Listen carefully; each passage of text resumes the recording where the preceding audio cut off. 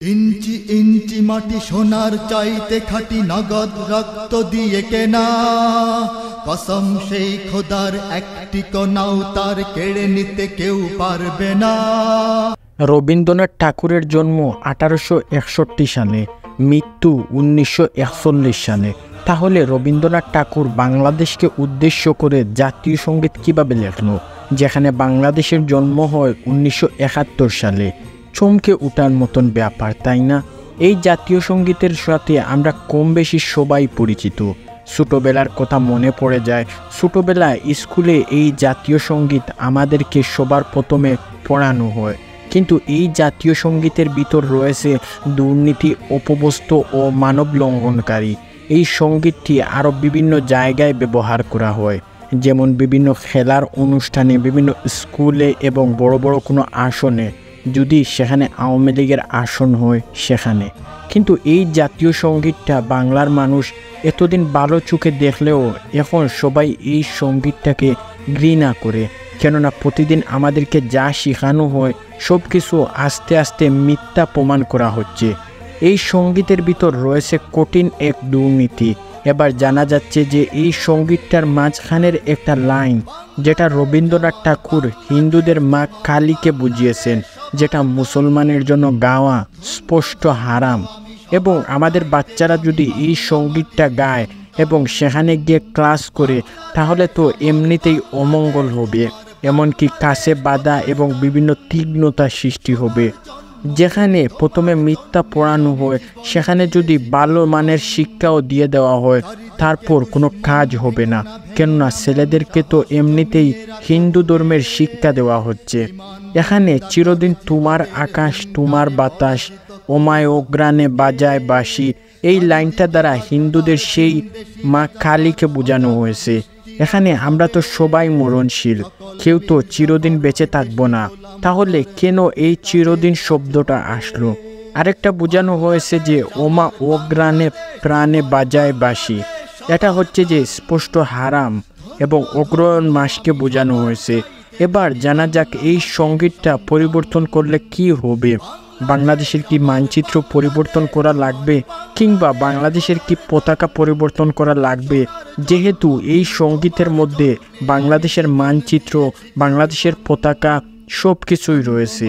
গত 16 বছর ধরে এ ব্যাপারে কেউ কোনো সারা শব্দ দেয়নি।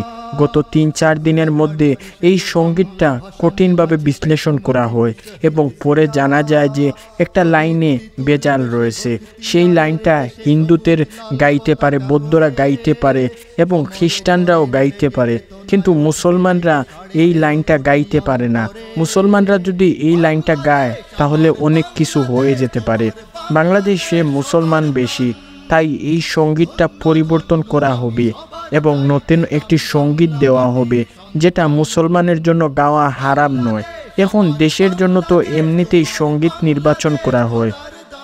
সেই সঙ্গীত দ্বারা কোটা আন্দোলন এবং ছাত্র জনতা শহীদকে বোঝানো হয়েছে, এবং যেখানে সঙ্গীত দ্বারা বাংলার 1971 সালে যারা স্বাধীন করেছে তারা সবাইকে বোঝানো হবে, এবং যারা এদের স্বাধীন করেছে, এই সঙ্গীতের জন্য রক্ত দিয়েছে, এই দেশের জন্য রক্ত দিয়েছে, তাদেরকে সেখানে রবীন্দ্রনাথ ঠাকুর শুধু জাতীয় সঙ্গীত এটা গান লিখেছিলেন। পরে প্রধানমন্ত্রী শেখ হাসিনা এই গানটাকে বাংলাদেশের জাতীয় সঙ্গীত হিসাবে নির্বাচন করে ফেলেন। এখন স্বৈরাচার সরকার আমাদের দেশে আর নয়, এখন আমাদের দেশে রয়েছেন ডক্টর মোহাম্মদ ইউনূস সাহেব। ওনাকে নির্বাচিত হওয়ার পর ওনার জাস্ট নতুন একটা সঙ্গীত নির্বাচন করা হলে যারা এই দেশ স্বাধীন করেছেন এবং কোটা আন্দোলনের ছাত্র জনতা যারা শহীদ হয়েছেন, তারা সবাইকে দ্বারা বাংলার 1971 সালে যারা স্বাধীন করেছেন তারা সবাইকে বোঝানো হবে, এবং এদের স্বাধীন করেছেন সেই সব দেশের জন্য রক্ত জড়িয়েছেন, তাদেরকে সেখানে রবীন্দ্রনাথ ঠাকুর শুধু জাতীয় সঙ্গীত হিসাবে একটা গান হিসাবে গেয়েছিলেন। পরে প্রধানমন্ত্রী শেখ হাসিনা এই গানটাকে বাংলাদেশের জাতীয় সঙ্গীত হিসাবে নির্বাচিত করে ফেলেন। এখন স্বৈরাচার সরকার আমাদের দেশে আর নয়, এখন আমাদের দেশে রয়েছেন ডক্টর মোহাম্মদ ইউনূস সাহেব। উনার নির্বাচন হওয়ার পর উনাকে 5 থেকে 10 বছরের সরকার হিসাবে দায়িত্ব দেওয়া হবে। এবার তোলপাড় শুরু হয়ে গেছে যে এই জাতীয় সঙ্গীতটা পরিবর্তন করার জন্য। এই জাতীয় সঙ্গীত পরিবর্তন করলে বাংলাদেশের শান্তি ফিরে আসবে, এমন কেউ মন্তব্য করছেন। বাংলাদেশে অনেক বড় বড় শিল্পীরা রয়েছেন, তারা যদি চায় তাহলে মুহূর্তের মধ্যেই সবাই মিলে একটা জাতীয় সঙ্গীত বাংলাদেশের জন্য সুন্দরভাবে তৈরি করতে পারে। অবশ্য এই জাতীয় সঙ্গীতটা তৈরি করলে সারা জীবন এই জাতীয় সঙ্গীতটা বাংলাদেশের জন্য অমর হয়ে থাকবে। দেশের মানুষ জানতে পারবে স্বাধীনতা কী, স্বাধীনতা কাকে বলে, কারা এই দেশ স্বাধীন করেছেন, এই দেশ স্বাধীন করতে কাদের অবস্থান রয়েছেন। এই সঙ্গীতের ভিতর সকল কিছু পরিবেশন করা হবে এবং এই সঙ্গীতটা পরিবেশন করার ফলে সারা জীবন মানুষ তাদেরকে স্মরণ করতে থাকবে।